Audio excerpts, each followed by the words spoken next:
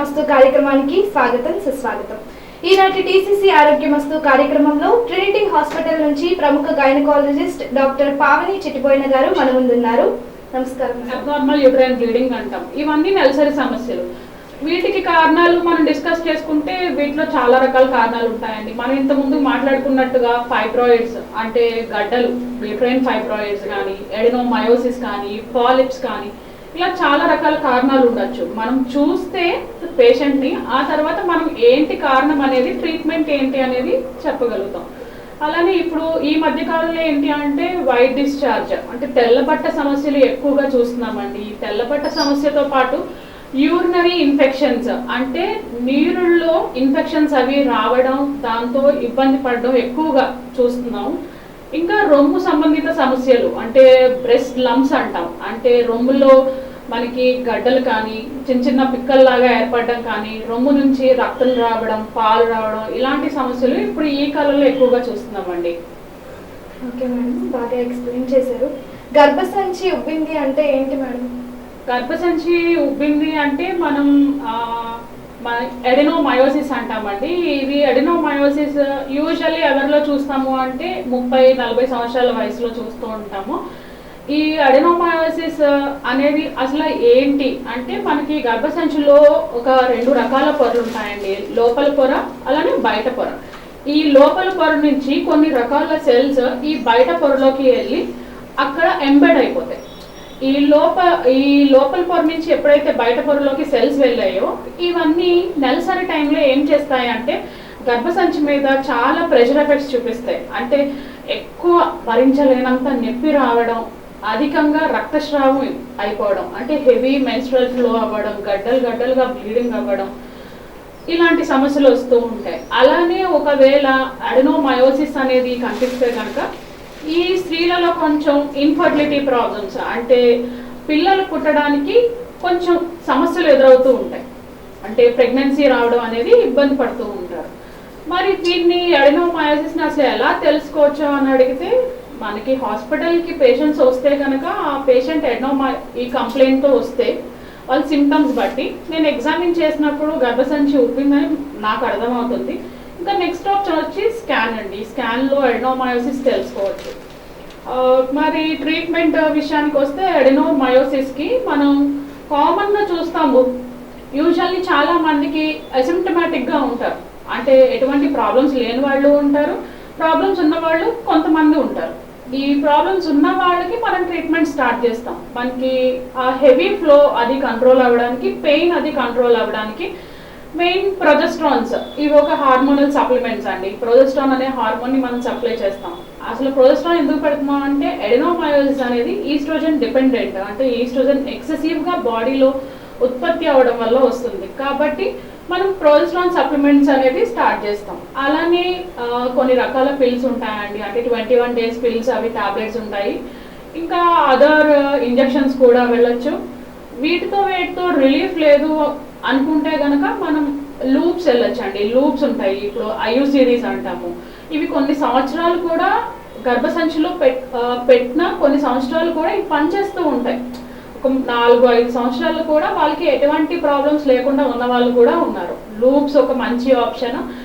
ఇంకా వీటితో దేంతో రిలీఫ్ లేదు అనుకున్న వాళ్ళు సర్జరీ, ఇంకా లాస్ట్ ఆప్షన్ వచ్చి సర్జరీ. ఈ సర్జరీలో కూడా మనకి ఎడినోమయోమెక్టమీ అంటాం. అంటే ఎక్కడ వరకు ఉబ్బింది ఆ పార్ట్ వరకు మాత్రమే తీస్తాము. లేదు ఇంకా ఆప్షన్ వచ్చి హిస్టెక్టమీ అంటామండి. అంటే గర్భసంచి మొత్తం అంతా సర్జరీ ద్వారా మనం రిమూవ్ చేయడం. ఇలాగా ఎడినోమయోసిస్కి ట్రీట్మెంట్ ఆప్షన్స్ అంటూ ఉన్నాయి. డైరెక్ట్గా సర్జరీ ఒక్కటే కాదు ట్రీట్మెంట్. ఇప్పుడు మనకి ఈ స్త్రీలకి తెలియాలి అంటే మెడిసిన్స్ వల్ల కూడా మనకి ట్రీట్మెంట్ జరుగుతుంది అనేది వాళ్ళకి అవగాహన రావాలి.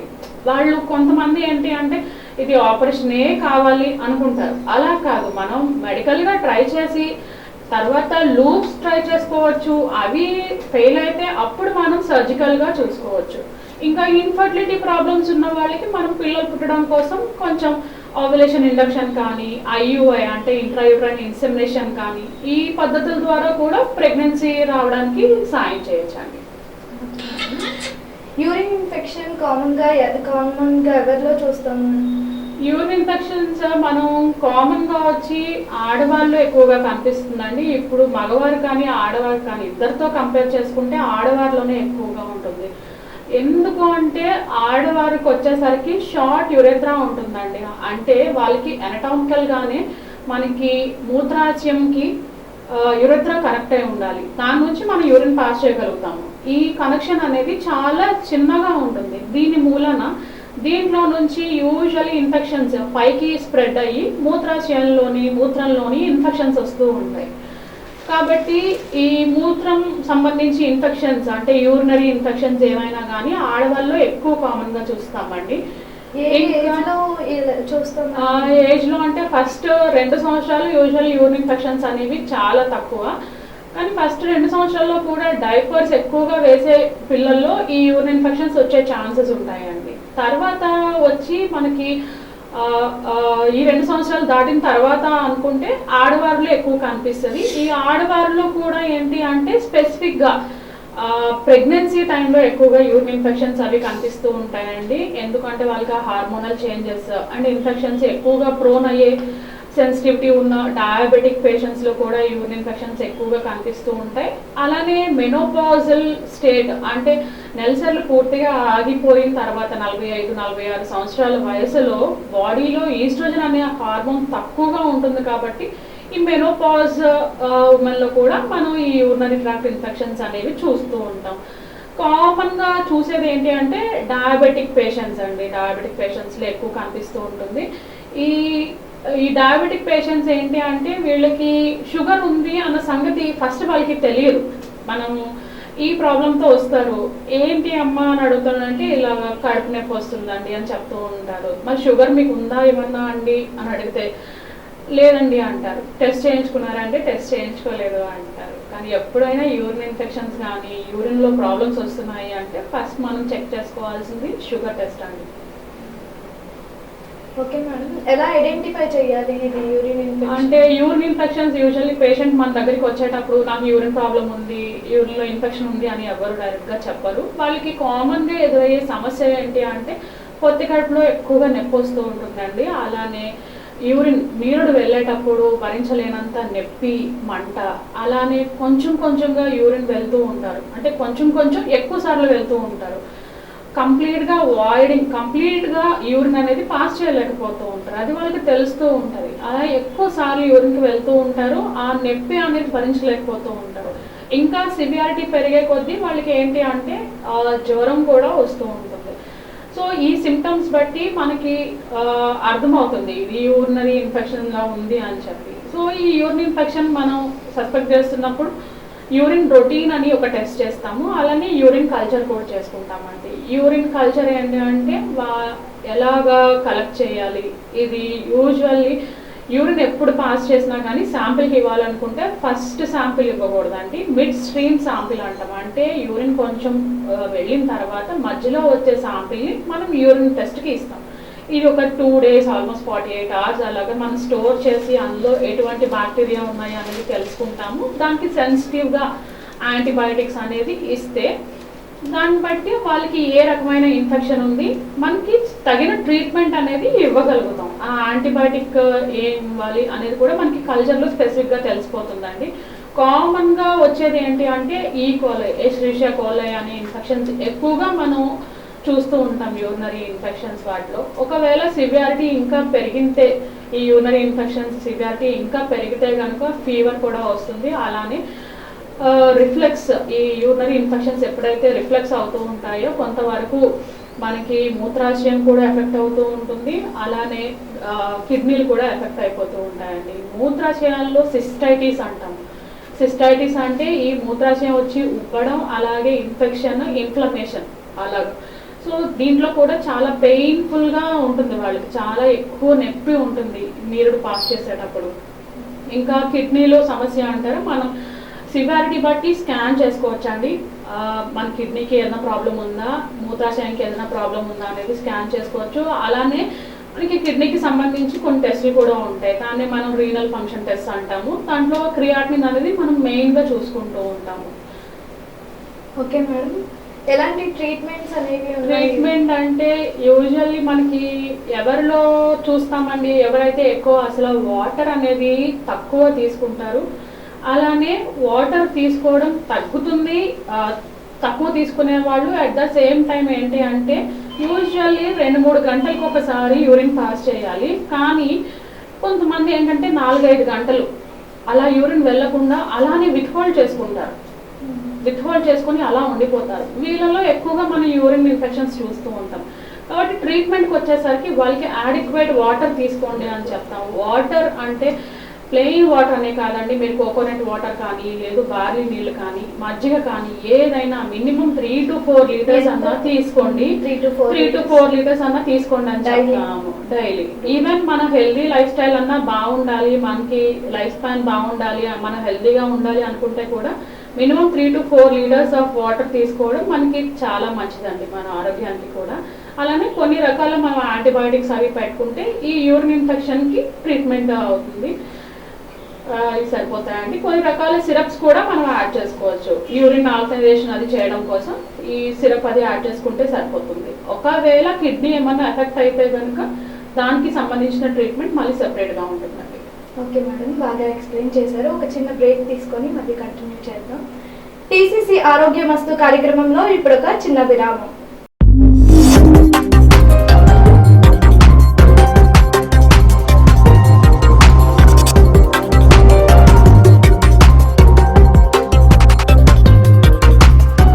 వెల్కమ్ బ్యాక్ టు టీసీసీ ఆరోగ్యమస్తు. ఈరోజు మన ముందు ట్రినిటీ హాస్పిటల్ నుంచి పావని గారు ఉన్నారు, గైనకాలజిస్ట్. మీ సమస్యల పరిష్కారం కోసం మీరు 9491842666 నెంబర్కి కాల్ చేసి మేడం గారితో మాట్లాడొచ్చు. ఓకే మేడం, వైట్ డిశ్చార్జ్ సమస్య ఎలాంటి వారిలో వస్తుంది? వైట్ డిశ్చార్జ్ అంటే మనం తెల్లబట్ట అంటామండి. యూజువల్లీ ఈ వైట్ డిశ్చార్జ్ అనేది చాలా మంది పేషెంట్స్ హాస్పిటల్కి వచ్చినప్పుడు చెప్తూ ఉంటారు, వైట్ డిశ్చార్జ్ అవుతుంది, చాలా నెలలుగా అవుతుంది, చాలా సంవత్సరాలుగా అవుతుంది అని. ఇప్పుడు వైట్ డిశ్చార్జ్ అసలు అది నార్మలా అబ్నార్మలా అనేది మీరే తెలుసుకోవచ్చు అండి. నార్మల్ అంటే యూజువల్లీ ఆ తెల్లబట్ట అయ్యేటప్పుడు దురద కానీ, మంట కానీ, ఎటువంటి దుర్వాసన అంటే ఫౌల్ స్మెల్ కానీ ఏమీ ఉండకపోవచ్చు, అది నార్మల్ ప్యాటర్న్. ఇప్పుడు అబ్నార్మల్ అంటే వైట్ డిశ్చార్జ్ అవుతూ మనకి స్మెల్ వస్తుంది, అలానే ఒక రకమైన దుర్వాసన, అలానే దురద, మంట, దీంతో పాటు నేరుడు సమస్యలు కూడా మొదలవుతాయి. ఇలాగా ఇది అబ్నార్మల్ వైట్ డిశ్చార్జ్, దాన్నే మనం లుకోరియా అంటాము. వైట్ డిశ్చార్జ్ ఇప్పుడు నార్మల్ అబ్నార్మల్ అనేది డిఫరెన్షియేట్ చేయగలుగుతాం. సో ఇప్పుడు నార్మల్ అయితే మనకి ఎటువంటి ట్రీట్మెంట్ అవసరం ఉండదు, అబ్నార్మల్ అయితే కనుక ఏం ట్రీట్మెంట్ తీసుకోవాలి? ఎలాంటి ట్రీట్మెంట్స్ ఉన్నాయి? ట్రీట్మెంట్స్ ఉంటాయండి. యాక్చువల్లీ ఈ వైట్ డిశ్చార్జ్ అనేది ఇప్పుడు ఫస్ట్ మనం కారణం ఏంటి అనేది తెలుసుకోవాలి. ఇప్పుడు వైట్ డిశ్చార్జ్లో ఫిజియలాజికల్ ఉంటుంది, పెథలాజికల్ ఉంటుందండి. ఫిజియలాజికల్ అంటే మన బాడీలో జరిగే కొన్ని రకాల హార్మోన్స్ అంటే ఈస్ట్రోజన్ సింథసిస్ ఉత్పత్తి అనేది ఎక్కువగా అయిపోవడం వలన. ఓకే మేడం, కాలర్ లైన్లో ఉన్నారు. హలో, నమస్కారం అండి, పావని గారు ఉన్నారు, మీ సమస్య ఏంటో చెప్పండి. చెప్పండి అమ్మా. హలో మేడం, చెప్పండి అమ్మా. మా అన్నయ్యకి మ్యారేజ్ అయ్యి 6 years అవుతుంది, ఇప్పటి వరకు పిల్లలు లేరు. ఓకేనండి. చాలా హాస్పిటల్ చెప్పాను మేడం, బట్ గూగుల్లో సెర్చ్ చేస్తే టినిటీ సజెస్ట్ అని తెలిసింది, అందుకనే మీకు కాల్ చేస్తున్నాను. సజెషన్స్ ఇస్తానండి. అంటే వీళ్ళిద్దరూ పెళ్ళి అయ్యి 6 సంవత్సరాలు అయిందంటారు. 6 సంవత్సరాలుగా కలిసే ఉన్నారు కదమ్మా? అవును మేడం. ఓకే, వీళ్ళకి ఏమన్నా హెల్త్ ఇష్యూస్ ఏమన్నా ఉన్నాయా? అంటే బీపీ, షుగర్, థైరాయిడ్ కానీ వేరే సమస్యలు ఏమన్నా ఉన్నాయా?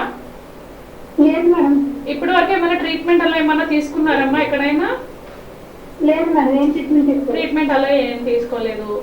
మీరు ఒకసారి వాళ్ళిద్దరిని నా దగ్గరకు తీసుకొస్తే కనుక నేను వాళ్ళిద్దరిని ఒకసారి ఎగ్జామిన్ చేసి వాళ్ళకి ఏదన్నా సమస్య ఉందా అనేది నేను చూసుకుంటానండి. అలానే కొన్ని రకాల టెస్ట్లు అవి చేసుకుందాము. చేస్తే వాళ్ళకి పిల్లలు పుట్టకపోవడానికి కారణాలు చాలా ఉండొచ్చు, కానీ ఖచ్చితంగా పిల్లలు అయితే పుడతారండి. వాళ్ళకి ఓవ్యులేషన్ ఇండక్షన్ అని ట్రీట్మెంట్ అది స్టార్ట్ చేసుకుంటే మినిమం ఒక 6 months అలా ట్రీట్మెంట్ ఇచ్చుకోవచ్చు. దాన్ని బట్టి వాళ్ళకి ప్రెగ్నెన్సీ ఛాన్సెస్ అనేవి పెరుగుతాయి. పిల్లలు పుట్టరంటూ ఏం ఉండదండి. వాళ్ళిద్దరిని ఒకసారి నా దగ్గరికి తీసుకురండి అమ్మా. తీసుకొస్తే నేను వాళ్ళకి తగిన ట్రీట్మెంట్ అది ఇస్తాను. ఓకే, మీ పేరేంటండి? దుర్గా మేడం. దుర్గా గారు ఎక్కడి నుంచి మాట్లాడుతున్నారు? తాడపల్లిగూడెం మేడం. తాడేపల్లిగూడెం నుంచి. ఓకే దుర్గా గారు, ఒకసారి మేడం చెప్పినట్టు ఒకసారి తీసుకొని వెళ్ళండి. Okay madam. ఓకే. ఓకే అండి, థ్యాంక్ యూ. Thank you. ఇందాక రీజన్స్ గురించి మాట్లాడుతున్నాను. తెల్లబట్ట సమస్య కోసం మాట్లాడుతున్నామండి. ఇప్పుడు ఫిజియలాజికల్ అంటే యూజువల్లీ మన బాడీలో ఈస్ట్రోజన్ హార్మోన్ ఉత్పత్తి ఎక్కువగా ఉన్నప్పుడు ఏమవుతుందంటే వైట్ డిశ్చార్జ్ అనేది ఎక్కువగా కనిపించడం జరుగుతుంది. మన శరీరంలో ఈ హార్మోన్ ఎప్పుడు ఉత్పత్తి ఎక్కువగా ఉంటుంది అంటే అప్పుడే నెలసర్లు మొదలవుతున్న పిల్లల్లో, అంటే 13-14 సంవత్సరాల్లో ఎప్పుడైతే నెలసర్లు అవి మొదలవుతాయో ఆ పిల్లల్లో కొంచెం హార్మోన్స్ ఎఫెక్ట్ ఎక్కువగా ఉంటుంది కాబట్టి వాళ్ళలో కనిపిస్తుంది. అలానే నెలసర్లు వచ్చేటప్పుడు కూడా, అంటే ఇప్పుడు నెలసరి వచ్చిన తర్వాత 14వ రోజు 15వ రోజు ఆ టైంకి అండం అనేది ఏర్పడి పెద్దగా అయ్యి అది రిలీజ్ అవుతుంది, అంటే ఓవ్యులేషన్ అంటాం. ఆ టైంలో కూడా ఏంటి అంటే ఈ తెల్లబట్ట అనేది కనిపిస్తూ ఉంటుందండి. ఇంకా కొంతమందికి ఏంటి ప్రెగ్నెన్సీలో ప్రొజెస్ట్రాన్ హార్మోన్ ఎక్కువగా ఉత్పత్తి అవ్వడం వల్ల కూడా ప్రెగ్నెన్సీలో ఈ తెల్లబట్ట అనేది ఎక్కువగా కనిపిస్తుంది. ఇవన్నీ ఫిజియలాజికల్ అంటే నార్మల్. ఇప్పుడు అబ్నార్మల్ ఏంటి, పెథలాజికల్గా మనం మాట్లాడుకోవాలంటే మనకి గర్భసంచి కానీ గర్భసంచి యొక్క మూతి అంటే దాని సర్విక్స్ అంటాము, ఈ రెండాటిలో ఏదైనా ప్రాబ్లమ్స్ ఉంటే మనకి ఈ తెల్లబట్ట సమస్య ఎదురవుతుంది. ఈ తెల్లబట్ట అనేది కలర్ మారచ్చు, అంటే ఇప్పుడు తెల్లగా ఉండొచ్చు, లేదు అంటే పాల రంగులోకి మారిపోవచ్చు, లేదు పెరుగుగడ్డల్లాగా రావచ్చు, లేదు అంటే కొంచెం పచ్చ రంగులో కూడా మారచ్చు. ఇప్పుడు గర్భసంచి ఒకవేళ కొంతమందికి జారిపోతుంది కొన్ని సంవత్సరాల తర్వాత, దాన్నే మనం యూట్రైన్ ప్రొలాప్స్ అంటాం.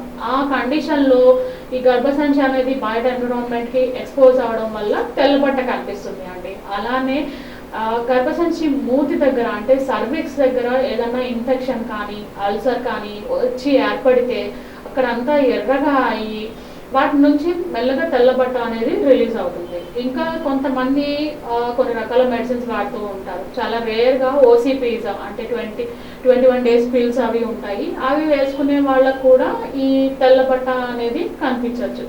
మరి అందరికీ ట్రీట్మెంట్ ఇవ్వాలా అని అడిగితే అందరికీ ఇవ్వాల్సిన అవసరం లేదండి. ఏదైతే ఫిజియలాజికల్గా అంటే హార్మోనల్ చేంజెస్ వల్ల వస్తుందో దానికి ఇవ్వాల్సిన అవసరం లేదు. ఇప్పుడు పెథలాజికల్గా కొన్ని కారణాలు చెప్పాను కదా, దానికి మాత్రం మనం ట్రీట్మెంట్ ఇచ్చుకోవాలి. మరి ట్రీట్మెంట్ ఎంతకాలం ఇవ్వాలి అంటే యూజువల్లీ ఒక వారం రోజులు ట్రీట్మెంట్ ఇస్తే సరిపోతుందండి. ఏం చేస్తాము అంటే కామన్గా మనకి కనిపించే ఆర్గానిజం, మనకి ఐసోలేట్ అయ్యే ఆర్గానిజం ఏంటి అంటే ఈ తెల్లబట్టలో క్యాండిడా ఆల్బికన్స్ అనే ఆర్గానిజం ఉంటుంది. ఇది ఒక ఫంగై. సో దీనికి మనం main treatment anti fungals start చేసుకుంటాము. అలానే ఒకవేళ అవసరమైతే యాంటీ బ్యాక్టీరియల్ మెడికేషన్స్ అవి స్టార్ట్ చేస్తాము. అండ్ వెజైనల్ సపోజిటరీస్ అంటాం, అంటే లోపల పెట్టుకునే టాబ్లెట్స్ కొన్ని ఉంటాయి. 3 నుంచి 7 రోజుల వరకు పెట్టుకోండి, ఈలోగా మీకు ఈ సమస్య అంతా క్లియర్ అయిపోతుంది. అలానే పర్సనల్ హైజీన్ అనేది బాగా మెయింటైన్ చేసుకోండి అని చెప్తాము. ఇంకా కొన్ని టైప్ ఆఫ్ లిక్విడ్స్ ఉంటాయండి, ఇంటి వాష్ కానీ వీ వాష్ కానీ, ఇవి కూడా యూజ్ చేసుకోవచ్చు. వీటి వల్ల కూడా ఎంతో కొంత ఉపయోగం ఉంటుంది. మరి ఈ తెల్లబట్ట సమస్య కొంతమంది ఏంటి అంటే అండి కొన్ని సంవత్సరాలుగా ట్రీట్మెంట్ తీసుకుంటారు, ఒక వారం రోజులు తీసుకుంటారు, మళ్ళీ ఒక 3-4 నెలలు ఆగిన తర్వాత మళ్ళీ కనిపిస్తుంది, మళ్ళీ ఇలానే సమస్యకి ట్రీట్మెంట్ తీసుకుంటారు, మళ్ళీ వస్తారు. అంటే ఇలాగ వచ్చేదాన్ని మనం రికరెంట్గా వస్తుంది కాబట్టి రికరెంట్ వైట్ డిశ్చార్జ్ అంటాము. ఈ ఎవరిలో ఎక్కువ ఈ సమస్య కనిపిస్తుంది అంటే మెయిన్ డయాబెటిక్ పేషెంట్స్ అండి. డయాబెటిక్ పేషెంట్స్లో కూడా ఇలా రికరెంట్గా తెల్లబట్ట అనేది సమస్యగా మారిపోతుంది. ఇలా రికరెంట్గా వచ్చే వాళ్ళకి మనం ఏం చెయ్యాలి, ఫస్ట్ అసలు ఎంతకాలం నుంచి వస్తుంది, ఎన్నిసార్లు వచ్చింది, కలర్ ఏంటి అనేది మనకి తెలిస్తే దాంతోపాటు పేషెంట్ యొక్క హస్బెండ్ని కూడా మనం కొన్ని క్వశ్చన్స్ అడిగి ఆయన దగ్గర ఎగ్జామినేషన్ చేసుకుని ఆయనకి ఏమన్నా సిస్టులు కానీ లీజన్స్ కానీ ఏమన్నా ఉన్నాయా, ఆయనకి ఈవిడకి ఇద్దరికి ఏమన్నా డయాబెటీస్ కానీ వేరే అదర్ ఇన్ఫెక్షన్స్ ఏమన్నా ఉన్నాయా అనేది చూసుకుంటామండి. అండ్ ఇద్దరికి ఒకవేళ అవసరం అయితే ఇద్దరికి సైమల్టేనియస్గా మనం ట్రీట్మెంట్ ఇచ్చుకుంటాం. ఇది రికరెంట్ వెజైనల్ డిశ్చార్జ్కి మనం ఇచ్చే ట్రీట్మెంట్. అండ్ కామన్గా ఇందాక మనం మాట్లాడుకున్నాం యూరినరీ ట్రాక్ట్ ఇన్ఫెక్షన్స్, అంటే నీరులో ఇన్ఫెక్షన్స్ అవి వస్తున్నాయి, వాళ్ళకి ఈ తెల్లబట్ట సమస్య కూడా కామన్గా చూస్తూ ఉంటాం.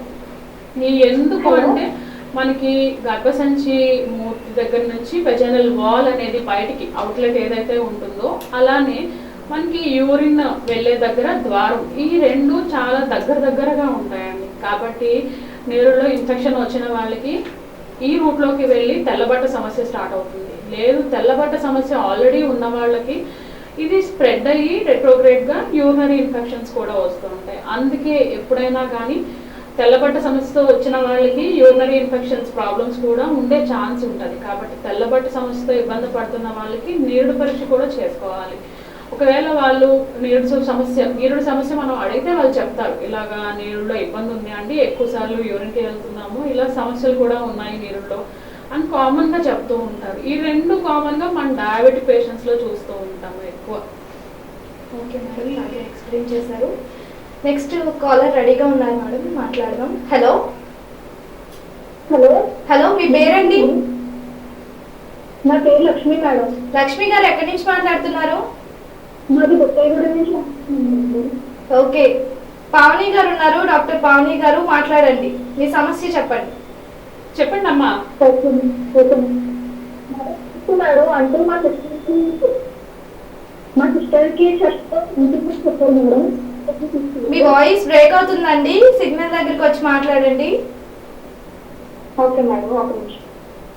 ఓకే, కాల్ కట్ అయినట్టుంది. మీ సమస్యల పరిష్కారం కోసం మేడంతో మాట్లాడడానికి కాల్ చేయాల్సిన నెంబర్ 9491842666. ఓకే మేడం, ఇందాక బ్రెస్ట్లో గడ్డలు ఉన్నాయి అనేది ఎలా తెలుసుకుంటాం మేడం? మనకి బ్రెస్ట్ సమస్యలు అనేది ఇప్పుడు ఈ కాలంలో పెరుగుతున్నాయండి. యూజువల్లీ మనం రొమ్ము సమస్యలు అంటూ ఉంటాము. అంటే రొమ్ము సమస్యలు ఏదైనా కానీ ఇప్పుడు పేషెంట్స్ వచ్చేవాళ్ళు ఏంటి అంటే ముఖ్యంగా భయపడేది రొమ్ము క్యాన్సర్ కోసం.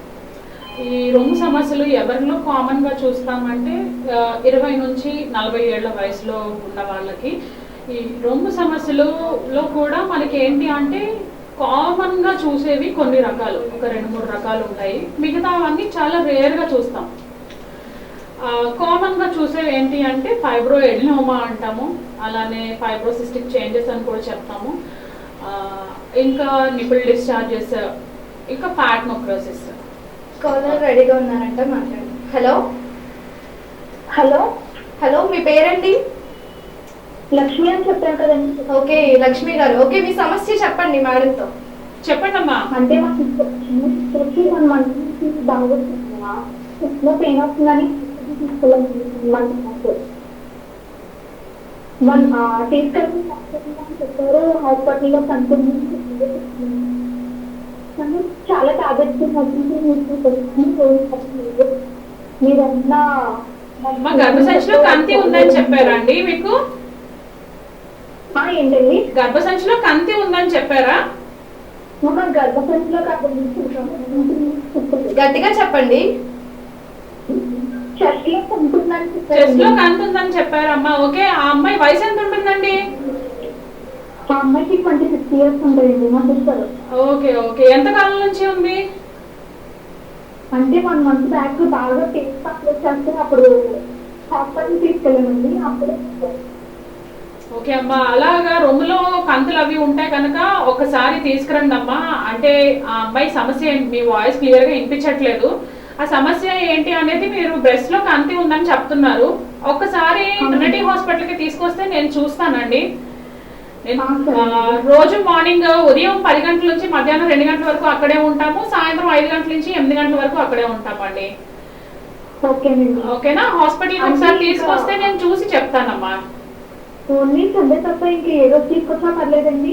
సండే కూడా ఎమర్జెన్సీ కేసెసే చూస్తాము. మీరు ఓపీ చూపించుకోవాలనుకుంటే సోమవారం నుంచి శనివారం వరకు ఉంటామండి.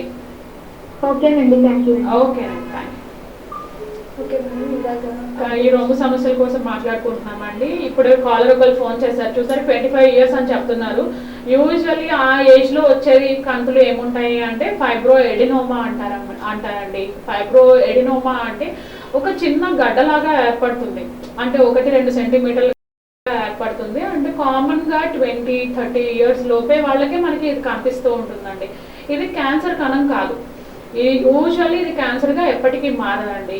చాలా మంది మనకి పేషెంట్స్ వస్తూ ఉంటారు, కానీ వాళ్ళకి డౌట్ ఏంటంటే ఫైబ్రో ఎడినోమా ఎప్పుడైనా క్యాన్సర్ అయిపోతుందా? ఎప్పటికీ మారదండి. వాళ్ళకి ఇంకా డౌట్ ఉంటే కనుక యూజువల్లీ బ్రెస్ట్లో వచ్చే స్వెల్లింగ్స్ ఏమన్నా కానీ ట్రిపుల్ అసెస్మెంట్ అనేది కామన్గా చేయాలి.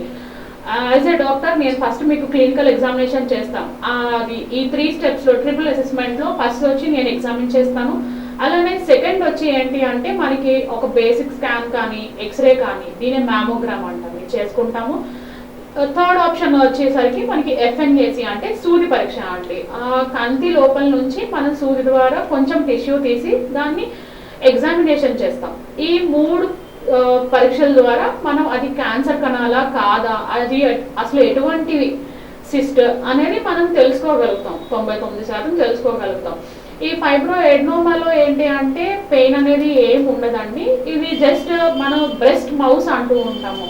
చాలా మెత్తగా ఉంటుంది, at the same time move అవుతూ ఉంటుంది, అటు ఇటు కదలికలు ఉంటాయి. దీనికి చాలా ఈజీగా ఉంటుంది, అంటే ఒకే దగ్గర ఫిక్స్ అయ్యి అన్నట్టు ఉండదు, మొబైల్గా ఉంటుంది.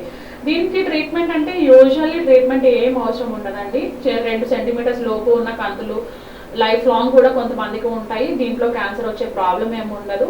యూజువల్లీ ప్రాబ్లమ్స్ కంప్లైంట్స్ ఏం లేవు అనుకుంటే ఏం చెయ్యం. అన్లెస్ ఒకవేళ సైజ్ బాగా పెద్దది అయిపోతుంది, దీనివల్ల సమస్య ఎక్కువ అవుతుంది అనుకుంటే అప్పుడు ఆ కంతి వరకు ఆ ఫైబ్రో ఎడినోమా అయితే ఏదైతే ఉందో ఆ రొమ్ములో కంతి మాత్రం అదొక్కటి మాత్రం తీస్తామండి. ఇది ఫైబ్రో ఎడినోమా. నెక్స్ట్ వచ్చేసరికి మనకి ఫైబ్రోసిస్టిక్ చేంజెస్ అంటాం. ఫైబ్రోసిస్టిక్ చేంజెస్ అంటే యూజువల్లీ ఇవి మనకి నెలసరిలో వచ్చేసరికి ఆడవాళ్ళు కొంతమంది నాకు రొమ్ములో నొప్పి వస్తుందండి, 2 రొమ్ముల్లోని నాకు నొప్పి ఎక్కువగా ఉంటుంది, రొమ్ములు ఉబ్బినట్టు అనిపిస్తున్నాయి అని చెప్తూ ఉంటారు. ప్రతి నెల నాకు నెలసరిలోనే ఈ సమస్య ఎదురవుతుందని చెప్తూ ఉంటారు. ఇది ఏంటి అంటే అండి, ఇది సైక్లికల్గా వస్తుంది. అంటే ప్రతి నెల మీ నెలసరి టైంలోనే వస్తుంది, తర్వాత మళ్ళీ మీకు అలాంటి ప్రాబ్లం అనేది ఉండదు. ఇది ఏంటి అంటే ఫైబ్రోసిస్టిక్ డిసీజ్ అంటున్నాం. అంటే చిన్న చిన్న కంతుల్లాగా సిస్టుల్లాగా బ్రెస్ట్ అంతా 2 బ్రెస్ట్లోని ఏర్పడుతుంది. ఇది ఈస్ట్రోజన్ హార్మోన్ ఎక్కువగా ఉత్పత్తి అవడం వల్ల మనకి మెన్స్ట్రువల్ సైకిల్స్ ఎవరైతే వస్తాయో, అంటే పీరియడ్స్ ఎవరిలో అయితే వస్తాయో 20 నుంచి 35-40 ఇయర్స్ వాళ్ళ ఆడవాళ్ళు మనం చూస్తూ ఉంటాం. ఇది నెలసరి అయిపోయిన తర్వాత తగ్గిపోతుందండి. దీనికంటూ మనం ట్రీట్మెంట్ ఇవ్వాల్సిన అవసరం ఉండదు.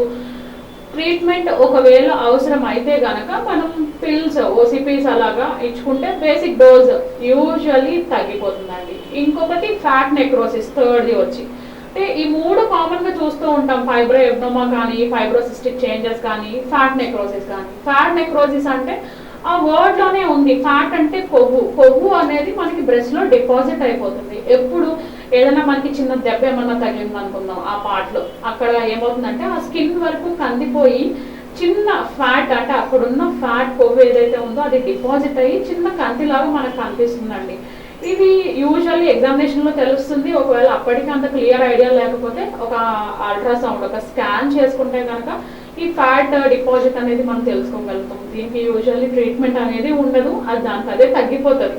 సో ఈ 3 ఏంటి అంటే నార్మల్ వేరియంట్స్, కామన్గా చూసేది ఫైబ్రో ఎడినోమా. సో వీటిలో క్యాన్సర్లు వస్తాయి అని భయపడాల్సిన అవసరం లేదు. ఇంకా నెక్స్ట్ వచ్చి ఇప్పుడు అబ్నార్మల్ ప్యాటర్న్స్ ఏముంటాయి. మామూలుగా బ్రెస్ట్ ఎండ్లో మనకి కనిపించేది నిప్పులు అండి, మనం చనుమూలు అంటాము.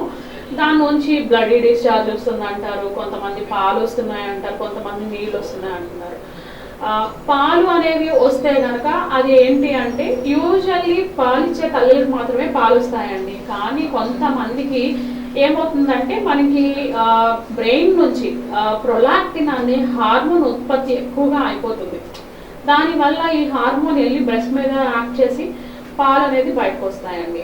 అంటే ఇప్పుడు ఒక 40 ఇయర్స్ లేడీ పాలు వస్తున్నాయి అని కంప్లైంట్ చేసి వస్తుంటే కనుక అది సంథింగ్ అబ్నార్మల్. కాబట్టి మనకి ఆ బ్రెయిన్లో ఉన్న ప్రొలాక్టిన్ అనే హార్మోన్ ఉత్పత్తి ఎలా ఉంది అనేది మనం ఒక చిన్న బ్లడ్ టెస్ట్ చేసుకుంటే తెలుస్తుందండి. ఒకవేళ ఆ ప్రొలాక్టిన్ హార్మోన్స్ బాగా ఎక్కువగా ఉంటే కనుక బ్రెయిన్కి ఒక ఎంఆర్ఐ స్కాన్ చేసుకుంటే మనకి ఆ బ్రెయిన్లో ఉన్న పిట్యూటరీ గ్లాండ్స్ ఎలా ఉన్నాయి అనేది ఒక ఐడియా వస్తుంది. ఈ ప్రొలాక్టినోమాకి కూడా మనం మిల్క్ సప్రెషన్ డ్రగ్స్ ఉంటాయి, ఆ డ్రగ్స్ పెట్టుకుంటే ట్రీట్మెంట్ అనేది అయిపోతుంది. నెక్స్ట్ వచ్చేసరికి కొన్ని రకాల క్యాన్సర్స్ ఉంటాయండి. ఈ బ్రెస్ట్ క్యాన్సర్స్ అనేవి ఎలా ఐడెంటిఫై చేయగలుగుతాం? ఇప్పుడు చాలామంది లేడీస్ వస్తున్నారు, ఒక 35-40 ఇయర్స్ ఏజ్లో వస్తున్నారు. వీళ్ళు అడుగుతున్నారు బ్రెస్ట్ ఎగ్జామినేషన్ ఎలా చేసుకోవాలి, ఇప్పుడు రొమ్ము క్యాన్సర్లు బాగా ఎక్కువైపోయాయండి సొసైటీలో, అది ఎలాంటి జాగ్రత్తలు తీసుకోవాలని అడుగుతారు. యూజువల్లీ మన నేషనల్ గైడ్లైన్స్ ప్రకారం తీసుకుంటే కనుక breast examination, self breast examination అంటే తన యొక్క రొమ్ముని తనే స్వయంగా ఎగ్జామిన్ చేసుకోవడం. అది మనం 35 ఏళ్ళ దగ్గర నుంచి చేసుకోవచ్చు. ఏ స్త్రీ అయినా కానీ వాళ్ళకి మనం ఇది ఎలా చేసుకోవాలని కూడా ఎక్స్ప్లెయిన్ చేయొచ్చు. మనం 2 చేతులతో ఎలా ఎగ్జామిన్ చేయగలుగుతాము అనేది కూడా నేను చెప్పగలుగుతాను మీకు. అంటే ఇప్పుడు ఈ 2 చేతులు మన రొమ్ము మీద పెట్టుకొని మనం 360 degrees ఎగ్జామిన్ చేసుకోవాలండి. అలాగా అవుటర్ పార్ట్, ఇన్నర్ పార్ట్ అంటే లోపల బయట మొత్తం 2 రొమ్ములు ఎగ్జామిన్ చేసుకుంటే ఏమన్నా గడ్డలు ఉంటే 2 సెంటీమీటర్లు కానీ అంత మించి కానీ ఉంటే మనకి ఈజీగా మన చేతులకి తెలుస్తుంది. అలాగే ఎగ్జామిన్ చేసుకోవచ్చు. ఇంకొకటి 35 and usually 40 years and above అంటే 40 ఏళ్ళు పైబడిన వాళ్ళకి ఒక చిన్న ఎక్స్రే ఉంటుందండి, మ్యామోగ్రామ్ అంటాము. ప్రతి ఇయర్ ఈ ఎక్స్రే చేయించుకోండి. మీకు బ్రెస్ట్ క్యాన్సర్లు ఏమన్నా ఉంటే కనుక యాజ్ ఎర్లీ యాజ్ పాసిబుల్ మనకి ఈ ఎక్స్రేలో తెలిసిపోతుంది. దీన్ని మ్యామోగ్రామ్ అని చెప్తూ ఉంటాం. ఇలాగా మన గైడ్లైన్స్ ప్రకారం ఈ 2 సెల్ఫ్ బ్రెస్ట్ ఎగ్జామినేషన్ కానీ మ్యామోగ్రామ్ కానీ ఈ రెండింటి ద్వారా వచ్చే క్యాన్సర్లు అంటే క్యాన్సర్లు వస్తే కనుక యాజ్ ఎర్లీ యాజ్ పాసిబుల్ మనం డయాగ్నోస్ చేయగలుగుతాం. మరి క్యాన్సర్ గడ్డలు ఎగ్జామిన్ చేసుకుంటున్నాము, వాటిని ఎలా తెలుసుకోగలం? క్యాన్సర్ గడ్డలు ఎలా ఉంటాయంటే అండి అవి చాలా గట్టిగా ఉంటాయి. మన రొమ్ములో ఎక్కడైతే ఏర్పడుతున్నాయో ఒకవైపు అటువైపు చాలా గట్టిగా ఏర్పడతాయి, ఒక దగ్గర ఫిక్స్ అయిపోయి ఉంటాయి. అట్ ద సేమ్ టైం మనకి ఈ చనుమోలు అంటే నిప్పుల నుంచి రక్తం కారుతూ కొంతమందికి రక్తం కనిపిస్తూ ఉంటుంది. అలానే మనకి చంకలోకి వచ్చేసరికి కొన్ని రకాల స్వెల్లింగ్స్ కూడా కనిపిస్తాయి. వీటిని మనం లింఫ్ నోడ్స్ అంటాము. అంటే ఎప్పుడైతే బ్రెస్ట్లో స్వెల్లింగ్స్ కనిపిస్తాయో అలానే మనకి చంకలో కూడా దీంతో పాటు ఒక స్వెల్లింగ్ స్టార్ట్ అవ్వచ్చు కొంతమందికి.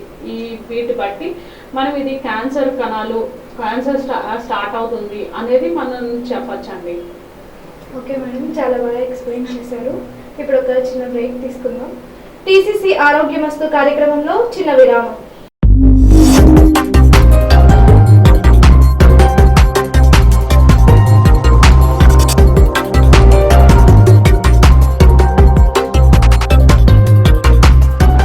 వెల్కమ్ బ్యాక్ టు టీసీసీ ఆరోగ్యమస్తు. మన ముందు ట్రినిటీ హాస్పిటల్ నుంచి ప్రముఖ గైనకాలజిస్ట్ డాక్టర్ పావని గారు ఉన్నారు. మీ సమస్యల పరిష్కారాలు తెలుసుకోవడం కోసం 9491842666 అనే నెంబర్కి కాల్ చేసి డాక్టర్ గారితో మీరు మాట్లాడొచ్చు. మేడం, తరచూ అబార్షన్స్ జరగడానికి కారణాలు ఏంటి మేడం? అబార్షన్స్ అంటే మనం యూజువల్లీ తరచూ జరుగుతున్నాయి అంటే రికరెంట్ ప్రెగ్నెన్సీ లాసెస్ అంటామండి.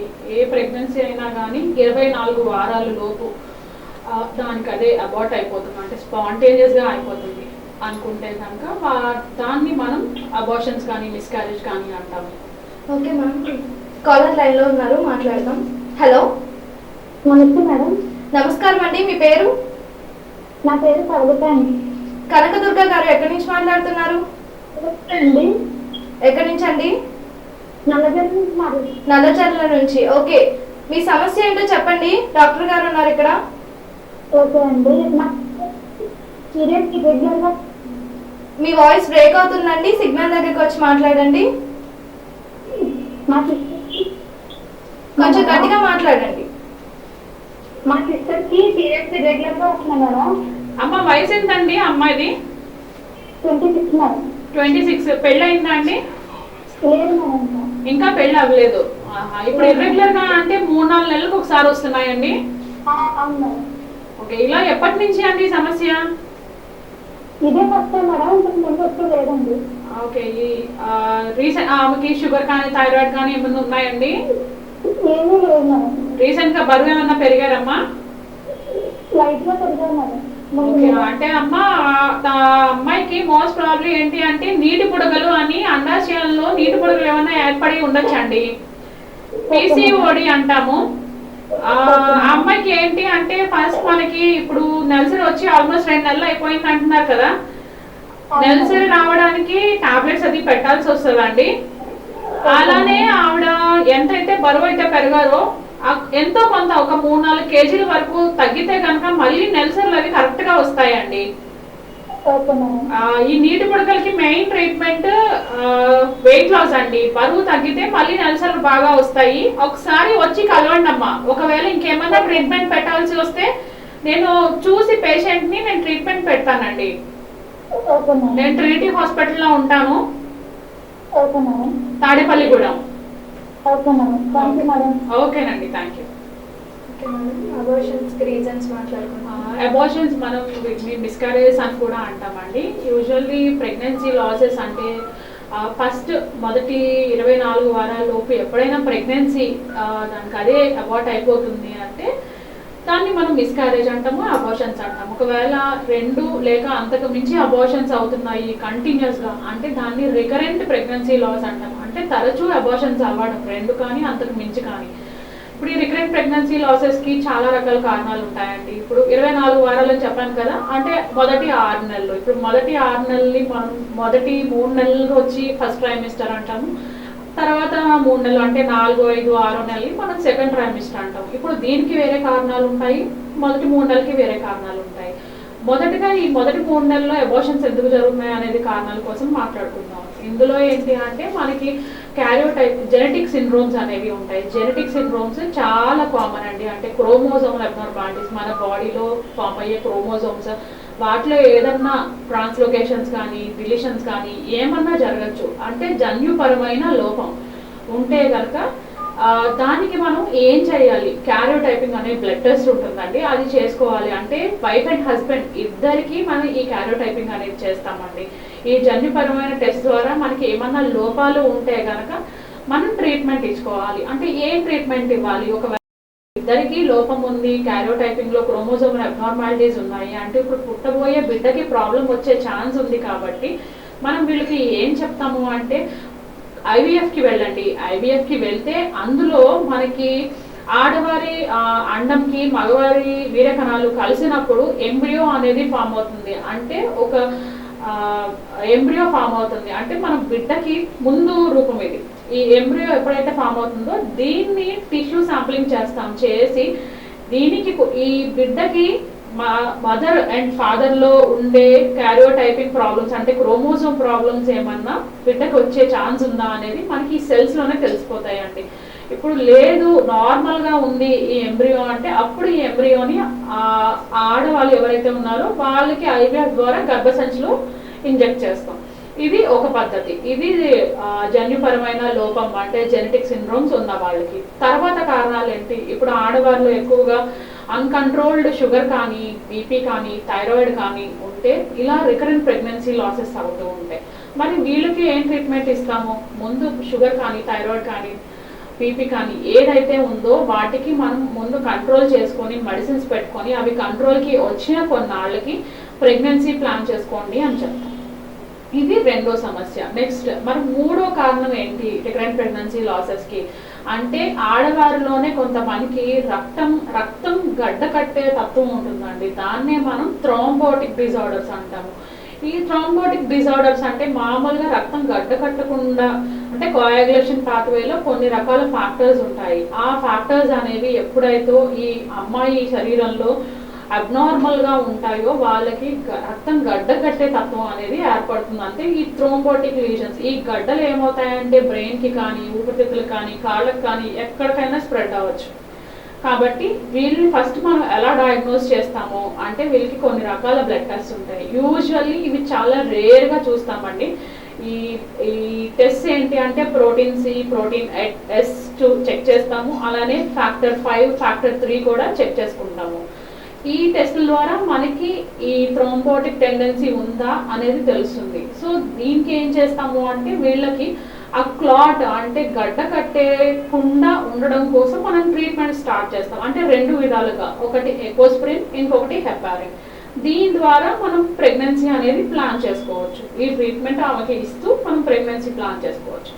నెక్స్ట్ తర్వాత 3 నెలలు అంటే 4వ నెల, 5వ నెల, 6వ నెల వచ్చేసరికి మనం గర్భసంచిలో చాలా రకాల కారణాల వల్ల ప్రెగ్నెన్సీ అనేది నిలబడకుండా అబార్ట్ అయిపోతూ ఉంటుందండి. ఈ గర్భసంచిలో ఎలాంటి సమస్యలు ఉంటే ప్రెగ్నెన్సీ లాసెస్ వస్తాయి అంటే మనకి యూట్రైస్ గర్భసంచిలో కానీ లేదు అంటే ఈ సర్విక్స్ లో కానీ ప్రాబ్లమ్స్ ఏముంటాయి. సర్విక్స్ లో మోస్ట్ కామన్ గా కనిపించేది ఈ గర్భసంచి మూతిలో సర్వైకల్ ఇన్కాంపిటెన్స్ అంటాం. అంటే ఇది లూజ్ గా అయిపోవడం, జారిపోవడం. ఎప్పుడైతే లూజ్ గా అయిపోతుందో అబార్షన్ అనేది స్పాంటేనియస్ గా అయిపోతుంది. సో సర్వైకల్ ఇన్కాంపిటెన్స్ అంటాము, అంటే సర్వీక్స్ గట్టిగా లేకుండా లూజ్గా అయిపోయింది. ఇది లూజ్ అయిపోతుంది అని మనకి తెలిస్తే కనుక మనం వీటికి గట్టిగా ఉండడం కోసం స్టిచ్ వేసుకుంటాం. బిడ్డని అది అలా సపోర్ట్ చేస్తూ ఉంటుంది. ఇంకా వేరే రకాల కారణాలు ఏంటి అంటే గర్భసంచి లోపలికి వస్తే గర్భసంచి లోపల ఎనామలీస్ అంటే సెప్టా కానీ లోపల ఏదన్నా గర్భసంచికి రకరకాల షేప్స్ ఫామ్ అవుతూ ఉంటాయి. వీటిని మనం ఎనామలీస్ అంటాము.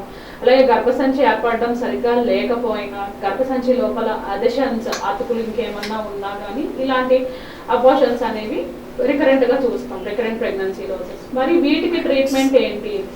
ఈ గర్భసంచిలో ఏదైతే ప్రాబ్లమ్స్ ఉన్నాయో వాటిని మనం సర్జికల్గా రిమూవ్ చేసుకుంటాం. ఇది ఎలా తెలుసుకోగలుగుతాం అంటే ఒక బేసిక్ స్కాన్ చేసుకుంటే మనకి అనామలీస్ అనేవి తెలుస్తాయండి. ఈ అనామలీస్ రిమూవ్ చేసుకొని మనం ప్రెగ్నెన్సీ ప్లాన్ చేసుకుంటామా అని చెప్తాం. ఓకే మేడం, చాలా బాగా ఎక్స్ప్లెయిన్ చేశారు. మీరు ఎలాంటి కేసెస్ని డీల్ చేస్తూ ఉంటారు? నేను మామూలుగా అయితే ఇన్ఫర్టిలిటీ కేసెస్ ఏది ఎక్కువగా తీసుకుంటా అంటే పిల్లలు లేని వాళ్ళకి సాయం చేయాలి అనేది నాకు చాలా interest. So main ovulation induction కానీ ఐయుఐ ఇంట్రాయూటరైన్ ఇన్సెమినేషన్ టెక్నిక్స్ ద్వారా ఈ పిల్లలు లేని వాళ్ళకి వాళ్ళ సమస్యలకి తెలుసుకొని వాళ్ళకి తగిన ట్రీట్మెంట్ ఇస్తూ ఉంటాను. అలానే నార్మల్ లేబర్లో నేను ట్రైన్ అయ్యి వచ్చానండి. At the same time caesareans, పిల్లలు పుట్టకుండా ట్యూబెక్టమీస్ ఆపరేషన్స్ అవి చేస్తూ ఉంటాను. ఇంకా గర్భసంచికి సంబంధించి ఫైబ్రాయిడ్స్ కానీ అడినోమయోసిస్ ఇందాక డిస్కస్ చేసుకున్నాం కదా, దానికి కానీ సర్జరీస్, మెడికల్ ట్రీట్మెంట్ ఇదంతా చేస్తూ ఉంటాను. ఇంకా మెయిన్ ఇప్పుడు కామన్గా చూసేది బ్రెస్ట్ సంబంధించి రొమ్ము కందులు అవి ఎక్కువగా చూస్తాం, వాటికి కూడా సర్జరీస్ అవి చేస్తామండి. మీ ట్రినిటీ హాస్పిటల్లో ఎలాంటి ఫెసిలిటీస్ అనేవి ఉన్నాయి? ట్రినిటీ హాస్పిటల్స్లో మనకి యాక్చువల్లీ 6 మెంబర్స్ కన్సల్టెంట్స్ ఉన్నామండి. మేము డాక్టర్ విజయ్ సుజిత్ గారు మేనేజ్మెంట్, ఆయన ఆర్థోపెడిషియన్, ఆయన ఎముకల విభాగంలో వర్క్ చేస్తున్నారండి. ఆయన ఏంటి అంటే ఇప్పుడు ఏదైనా రోడ్ యాక్సిడెంట్స్లో కానీ ఇంజూర్ అయ్యి వచ్చిన వాళ్ళకి అట్ ద సేమ్ టైం ఏదైనా ఎముకలు ఇరిగిపోయిన వాటికి తగిన సర్జరీ అది చేస్తూ ఉంటారు. కీళ్ళ నొప్పులు సమస్యలు ఏమైనా ఉన్నా జాయింట్ రీప్లేస్మెంట్ సర్జరీస్ ఈ అన్నిటికీ ఆయన ట్రీట్మెంట్ ఇస్తూ ఉంటారండి. నెక్స్ట్ వచ్చి నేను గైనిక్ డిపార్ట్మెంట్, ఇంకొకరు పిల్లల డాక్టర్ గారు అండి, డాక్టర్ శ్రీనివాస్ గారు. మాకు NICU ఫెసిలిటీ అది ఉంది కాబట్టి ఆయన పిల్లలు నెలలు నిండకుండా పుట్టిన పిల్లలు కానీ ఉమ్మనీరు తాగేసిన పిల్లలకి కానీ NICUలో పెట్టి అట్ ద సేమ్ టైం మనకి CPAP, వెంటిలేటరీ సపోర్ట్ ఇవన్నీ కూడా ఉన్నాయి. సో పిల్లలకి ఎటువంటి సమస్యలు ఉన్నా కానీ ఆయన చూసుకుంటూ ఉంటారు. మన పుట్టిన దగ్గర నుంచి పిల్లలు ఎవరైనా కానీ బరువు సరిగా ఎదగని పిల్లలు కానీ ఫిట్స్ వచ్చే పిల్లలు అలాగా. నెక్స్ట్ వచ్చి డాక్టర్ సందీప్ గారు అండి. డాక్టర్ సందీప్ గారు ఆయన general medicine, general physician and diabetologist కూడా. ఆయన షుగర్, BP పేషెంట్స్ అలా చూస్తూ ఉంటారు. ఇంకా ఫిట్స్ ఎవరికైనా కానీ ఫిట్స్ సమస్యలు ఏమన్నా ఉన్నా, ఇంకా stroke cases, paralysis, heart attack cases ఇలాంటివి ఏమన్నా ఉన్నా ఇవన్నీ కూడా ఆయన డీల్ చేస్తూ ఉంటారు. నెక్స్ట్ వచ్చి డాక్టర్ నవీన్ గారు అండి. డాక్టర్ నవీన్ గారు సర్జన్, ఆయన lab surgeon and open surgeries కూడా చేస్తూ ఉంటారు. ఈయన మెయిన్ హైడ్రోసిల్ కానీ హెర్నియా, మన పెద్ద పేకు సంబంధించి ఏదైనా ప్రాబ్లమ్స్ ఉన్నా, ఇంకా థైరాయిడ్లో ఎటువంటి కంతులు కానీ ఏమన్నా ఉన్నా ఇవన్నీ ఆపరేట్ చేస్తూ ఉంటారు. నెక్స్ట్ డాక్టర్ మధు చైతన్య గారు అండి. ఆయన ENT, చెవి, ముక్కు, గొంతు ఈ 3 భాగాల్లో ఏదైనా ప్రాబ్లమ్స్ ఉంటే చూసి ఇఫ్ నీడెడ్ ఆపరేషన్స్ చేయాల్సి వస్తే చేస్తారు. ఎనస్థీషియన్గా కూడా ఆయన వర్క్ చేస్తున్నారు. ఎందుకంటే మాకు ఇక్కడ ICU అంతా బాగా వెల్ డెవలప్డ్ అండి, అన్ని ఎక్విప్మెంట్స్ ఉన్నాయి, ఈవెన్ హాస్పిటల్కి అంబులెన్స్ ఫెసిలిటీస్ కూడా ఉన్నాయి. ఇంకా వీక్లీ కన్సల్టేషన్ వచ్చి డాక్టర్ వెంకటకృష్ణ గారు యూరాలజిస్ట్ వస్తారు అండ్ ఇంకొకరు డాక్టర్ సతీష్ గారు న్యూరో సర్జన్ వస్తూ ఉంటారండి. హాస్పిటల్ ఉండేది గొల్లగూడెం జంక్షన్లో ఉండేది, ఇంకొకటి ఏమో బెస్ట్ క్యాంపస్ కూడా ఉంది. 2 hospitals. Okay madam. OP timings Sunday అయితే ఓన్లీ ఎమర్జెన్సీ కేసెస్ చూస్తామండి. ఒకవేళ ఎమర్జెన్సీ కేసెస్ కానీ ఏదైనా bleeding cases, road traffic accident cases, emergency cases చూస్తాం.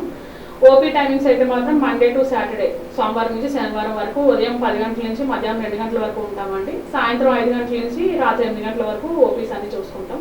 ఒకవేళ ఆపరేషన్స్ కూడా చేసుకోవాల్సి వస్తే బెస్ట్ క్యాంపస్లో మేము ఆపరేషన్స్ అవి వీక్ డేస్లోనే సర్జరీస్ అవి చేసేసుకుంటాం. సండే ఎమర్జెన్సీ డిపార్ట్మెంట్స్ అన్ని రన్ అవుతూ ఉంటాయి. ఓకే మేడం, చాలా థ్యాంక్ యూ. చూసారు కదండి, ఇది ఈరోజు TCC ఆరోగ్య వస్తు.